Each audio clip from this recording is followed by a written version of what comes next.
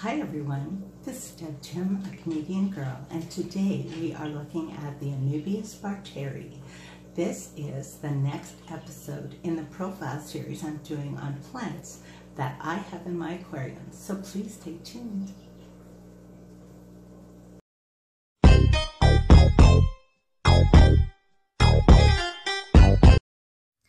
The Anubias Barteri is actually the first plant that I purchased for my Geophagus aquarium.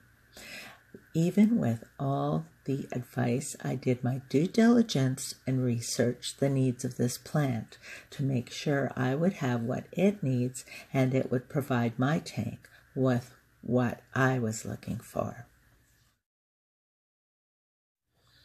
Anubias Barteri is a wonderful beginner plant as it's a hardy, slow-growing tropical plant.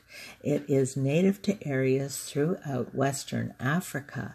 They can be found growing partially submerged or totally submerged in fast-flowing rivers and streams.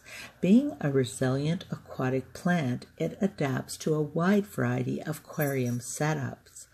Although it's a slow-growing species, it can get up to 16 inches high. This plant tends to grow up rather than out. When purchasing this plant, you may find it bare-rooted into gravel, attached to a rock or piece of driftwood, or planted in little plastic pots.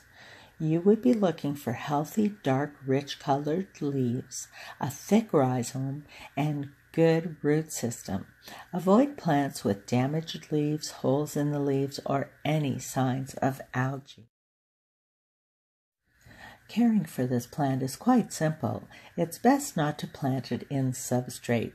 If you prefer doing that, you must make sure the rhizomes stay above the soil. They do well attached to driftwood or rocks. You can tie them with thread or fishing line or use glue. I'm not a fan of the glue because I don't like the white residue it leaves, but I understand gel glue does not leave the white residue. Now this plant does well in any size aquarium and adjusts to any light it's given. In low light tanks, it grows slower but does just fine. It will grow faster with higher wattage lights, but is also more susceptible to algae.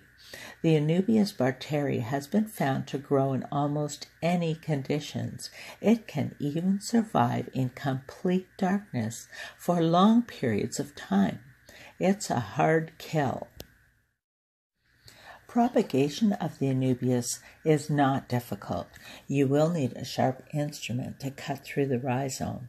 On each rhizome, you will want to take at least 3 leaves with each section.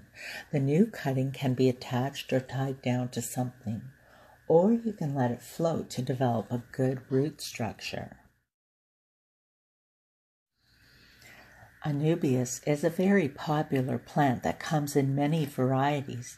I currently only have Anubias Barteri because their leaves are so thick and pretty much stay motionless in the water.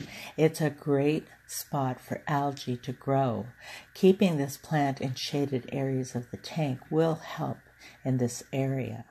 So until next time, this is Deb Tim signing out. Thanks so much for watching. I hope you're having a wonderful day, and I'll talk to you soon. Bye.